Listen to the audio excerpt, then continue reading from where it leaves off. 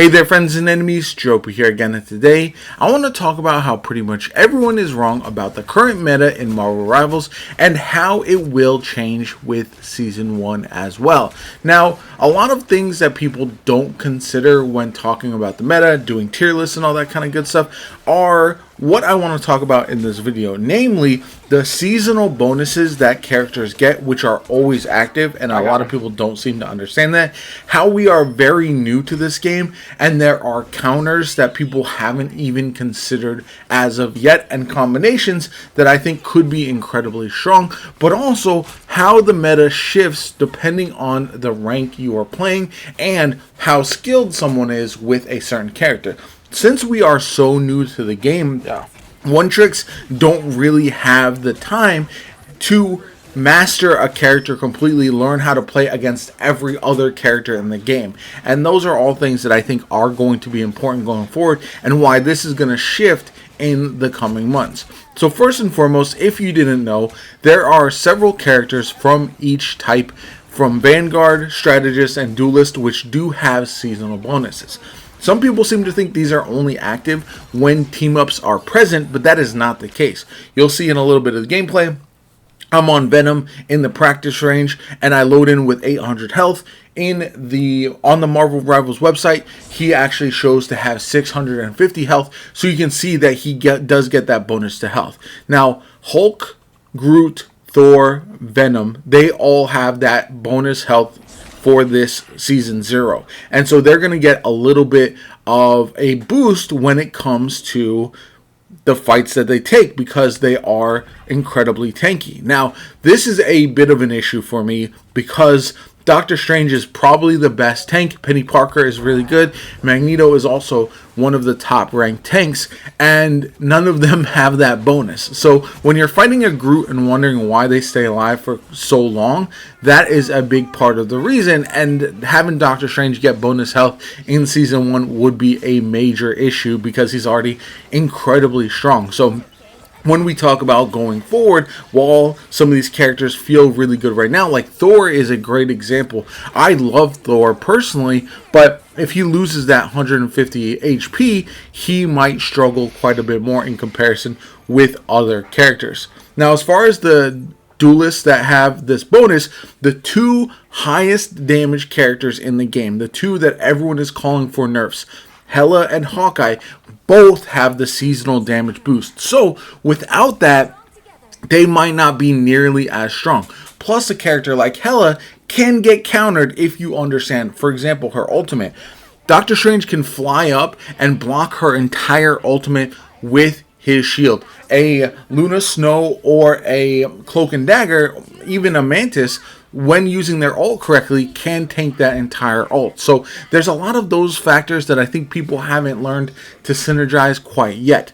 Other characters with the bonus this season are Magic, Scarlet Witch. We also have Iron Fist as well. So there's a lot of those, and then Spider-Man also. So there's a lot of those characters which are strong, like Iron Fist is really powerful right now, Spider-Man.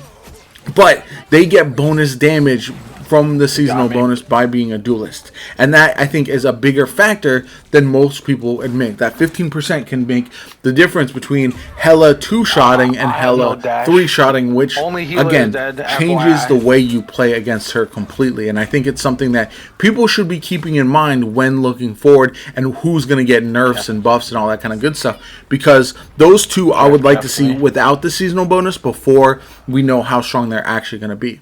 Then we have Cloak and Dagger, Luna Snow, Adam Warlock, and Rocket Raccoon as the characters who are strategists, which have the seasonal bonus to healing. Now, this is very important because Mantis is not on the list. She's incredibly strong right now and doesn't get any kind of bonus to healing. So because of that, it is very easy to see who the strongest of all the strategists is right now as far as the characters who don't have a bonus to rely on. And then if that shifts next season, then that'll change up who is going to be the best to use. And so I think that's something that, again, I don't see a lot of people really talking about this, and it is a massive factor. The other thing is the versatility of the one-trick players. So there's a top 500 Wolverine character or player who only plays Wolverine all the time, and he's insane, and he's climbed to top 500, which is kind of unbelievable for a character who everyone is saying is at the bottom of the list. But we have learned from Overwatch that there will be players who will master a character so well that the tier list does not matter. It doesn't impact how good that player is. And not only that, it's almost to their benefit, because people will not be expecting a Wolverine to dominate their game in that way. So while people will make fun of one tricks quite a bit, and I do think some flexibility is necessary at times, when these players learn to master these characters, it's going to be night and day compared to what we see now. There's a lot of things we don't know. There's a lot of interactions that I think remain out there that, while some one or two players might understand them, the majority don't have them fully locked in as of yet, and that will make a massive difference when we get into season 1 and we have new characters arriving as well as a shifting meta, and now people have started to understand how things work together quite a bit better. We have a base understanding now, but the game is so new and everyone's rushing to figure out what the best this or that is, that I think there are some easy interactions that are often overlooked.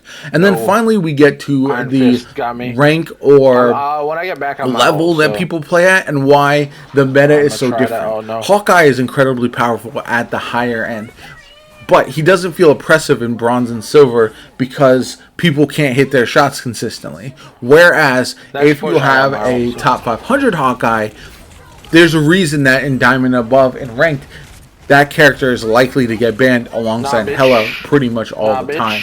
And I do think that personally I would love to see the ban system come into lower ranks as well, just because I feel like the bans will be completely different from what you see at higher ranks. And number two, I feel like it would allow for some additional creativity for players. Not only players who have to move off of their main character and play something different, but also changing up team comps that you face, because it is easy to run into a bunch of teams running the same combination. But if you were to ban a Doctor Strange, now all of a sudden there's going to have to be some movement with that and people having to try some different things. And so as far as the meta goes, I'm still waiting to see. I think it's far too early. I know the YouTube algorithm game pushes people to do tier lists. I might do one for my own personal, like, this is the characters that I enjoy the most versus the characters who I think are the best, but that would be the end of it for me. I'm not going to do a tier list based on who is the best characters right now,